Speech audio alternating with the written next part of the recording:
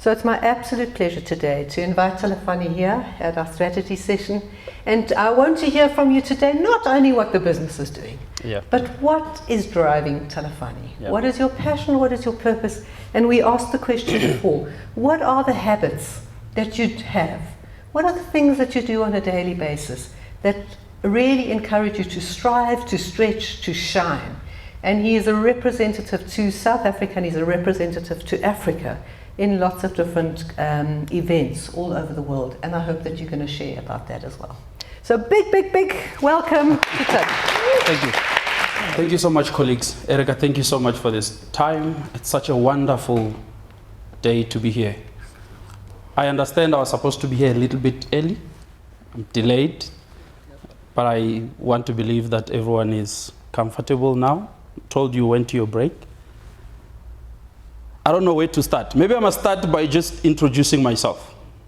Maybe look at what I dressed, right? It's important, because that's where the story starts.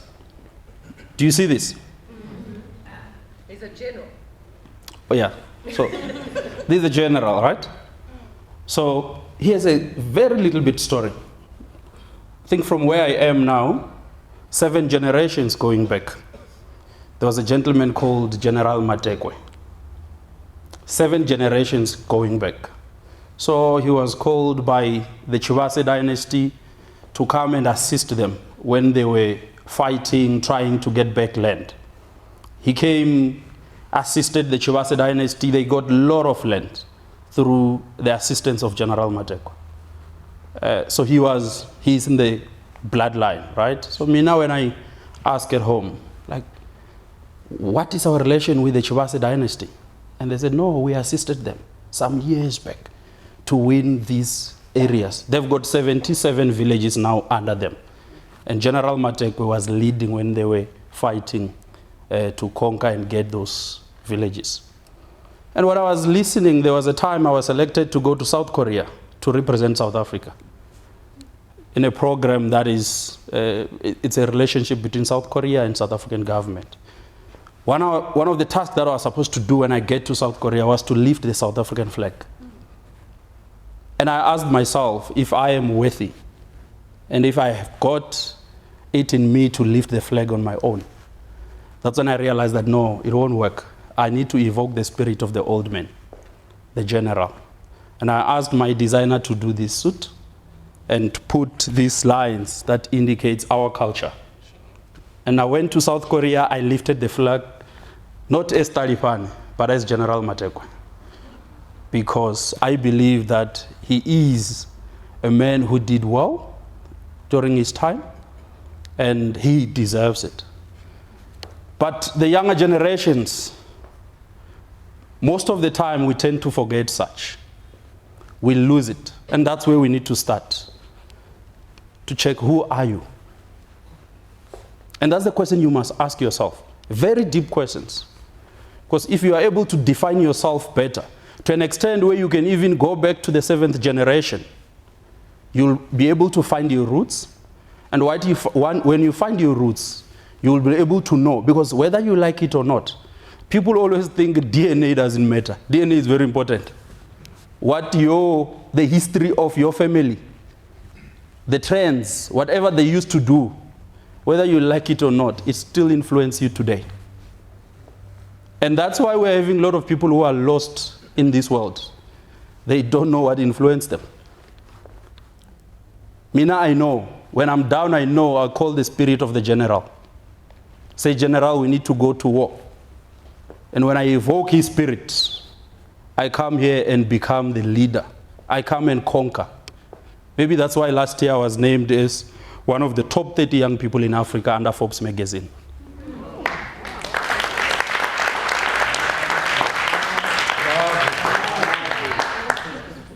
And I'm saying this to say to you, that's the first thing. Get to identify yourself. Get to know what you love.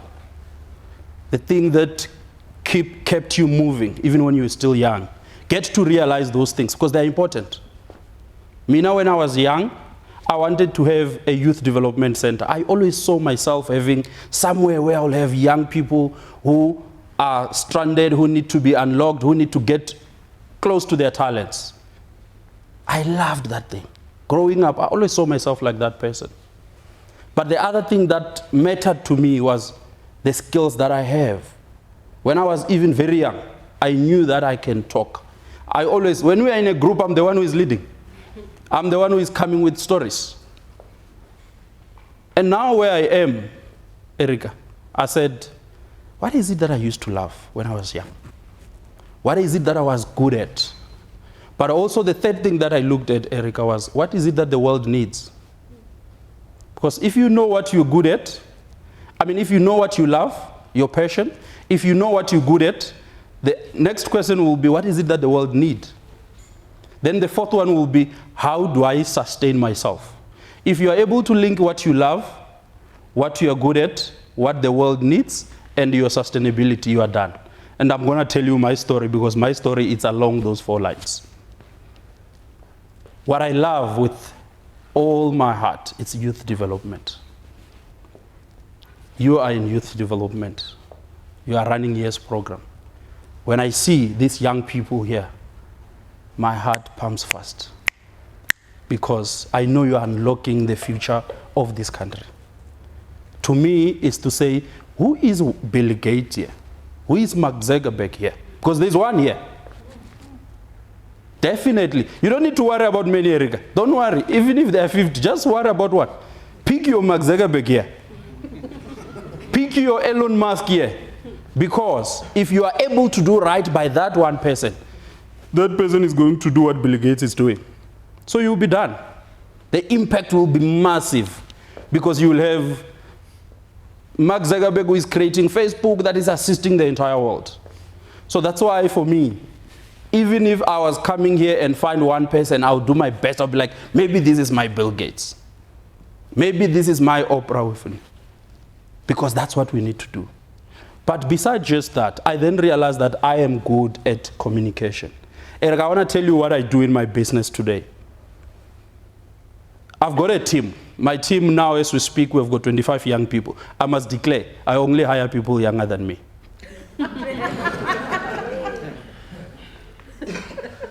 No, it's a declaration. I only hire young people who are younger than me. So I'm turning 31 very soon. So you must know there's no one who is above that age. The reason being, I said I love youth development. That's my passion. But I talk. My business is to communicate.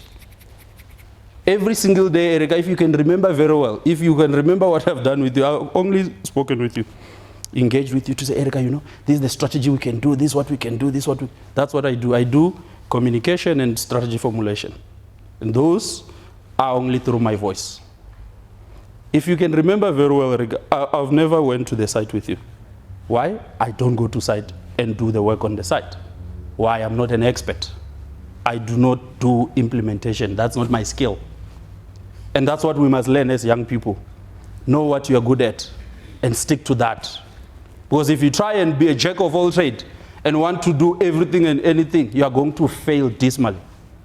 I've got people, Erica, who are very strong. As we speak now, we've got graduation happening on the 27th, right?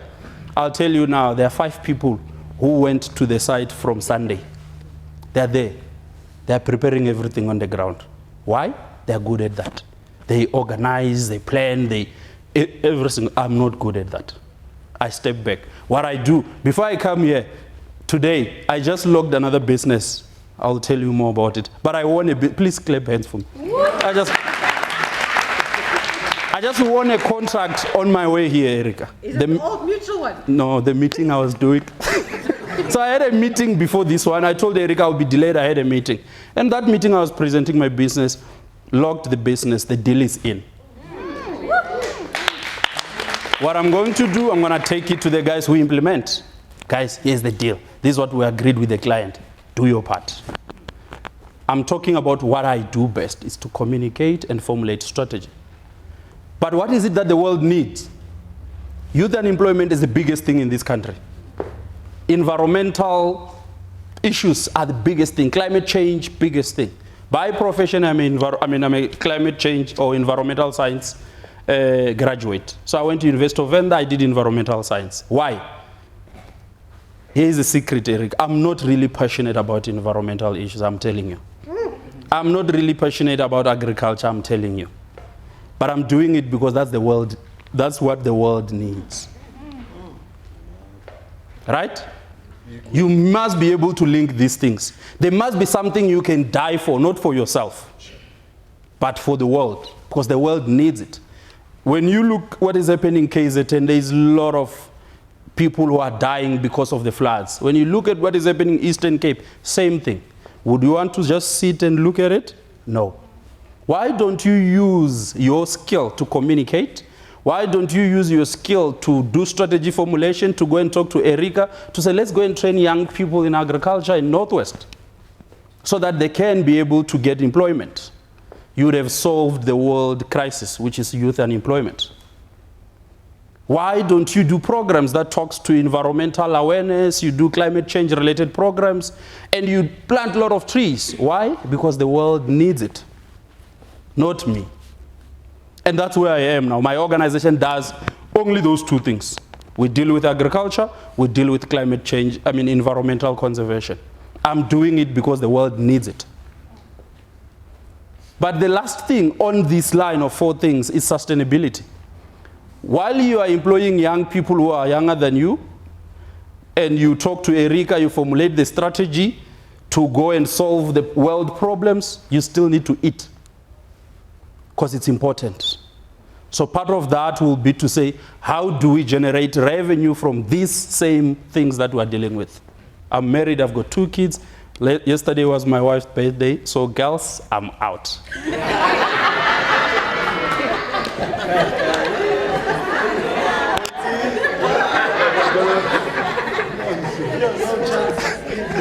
No.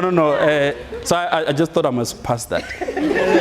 But I'm saying this to say, if you follow this pattern, you will see that you would have found your purpose in this world.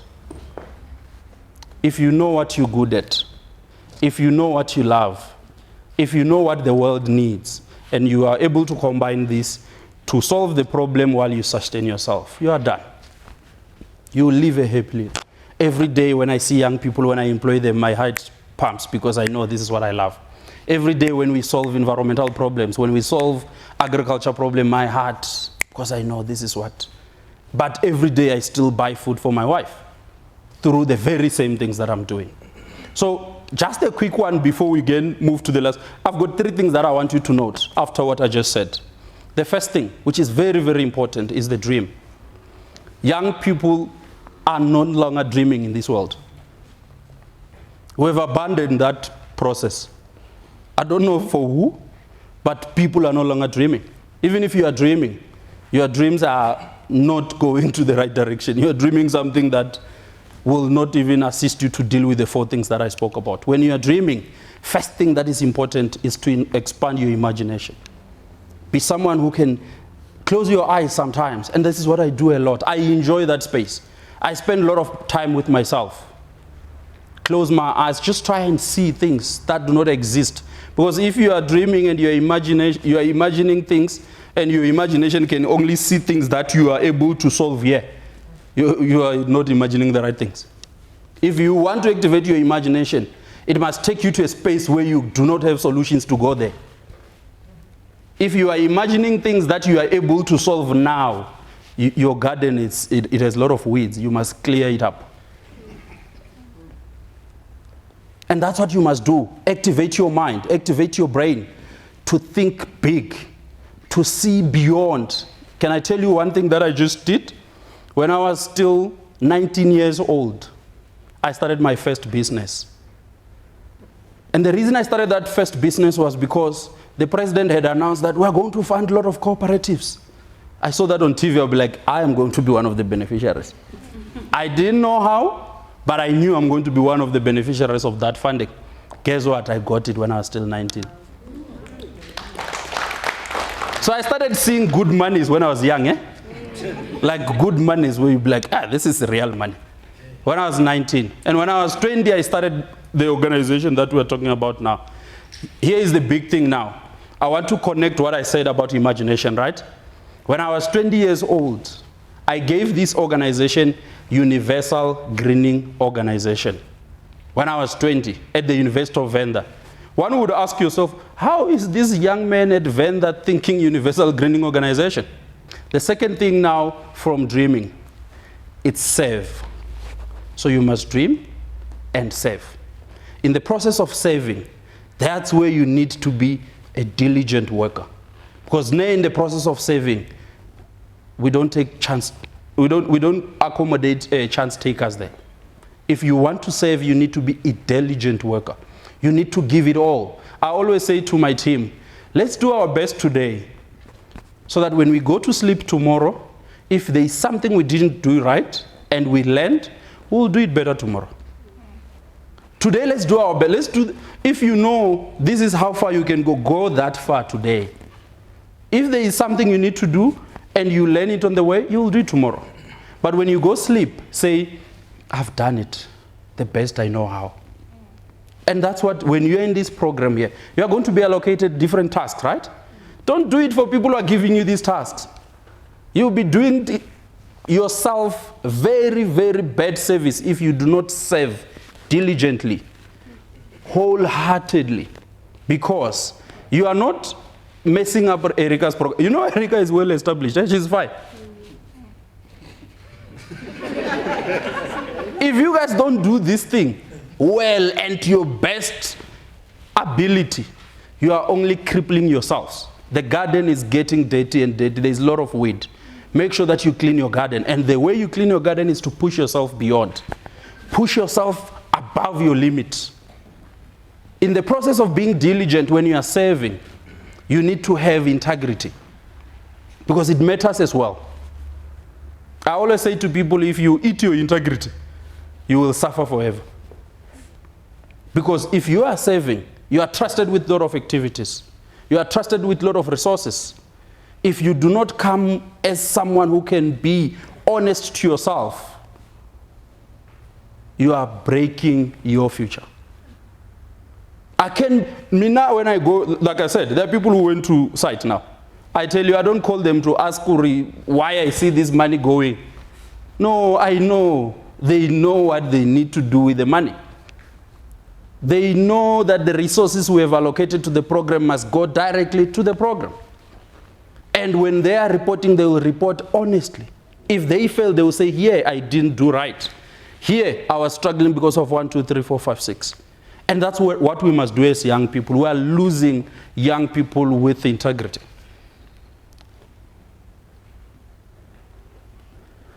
The last part under saving, it's faith. When you are saving diligently, when you are saving with integrity, have faith that whatever you did today will lead you to the right direction. Because if you do it and you don't believe it, it's not going to yield any results. Because believing is way too strong in terms of building and achieving what you do. There are people, you know, one of the biggest things that is killing us in this country today is because we've got a lot of young people who do not believe in anything. They don't believe in God. They don't believe in Jesus. They don't believe in Muhammad. They don't believe in ancestors. They don't believe in anything. They don't have...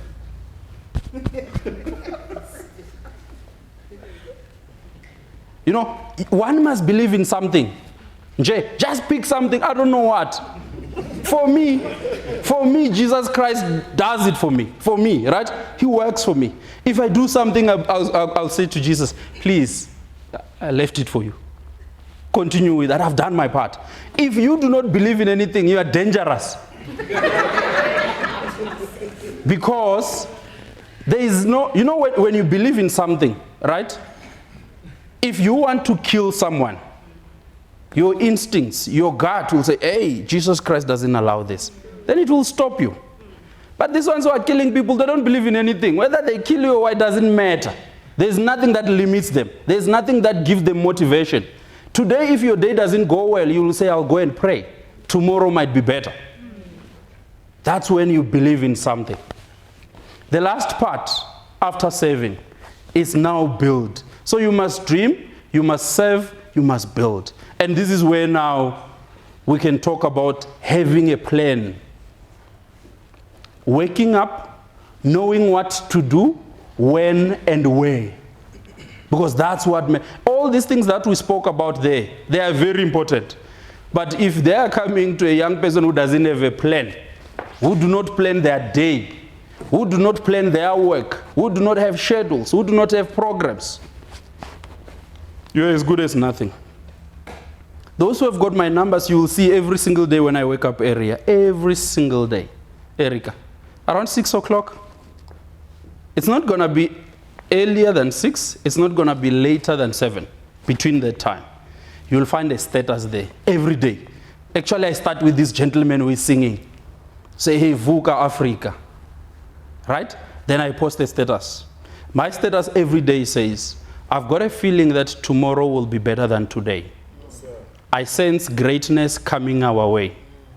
I am convinced the universe conceived something great for me and my people. As we wait for tomorrow, tomorrow will be great. Faith.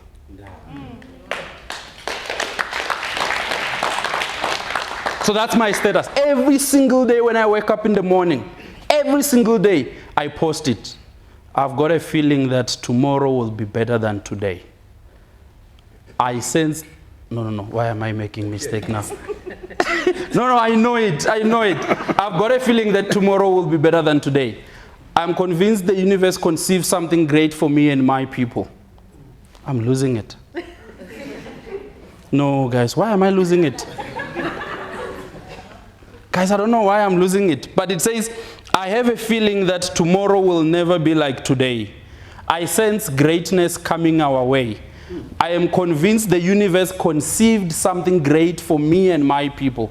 As we wait for tomorrow, tomorrow will be great. Faith.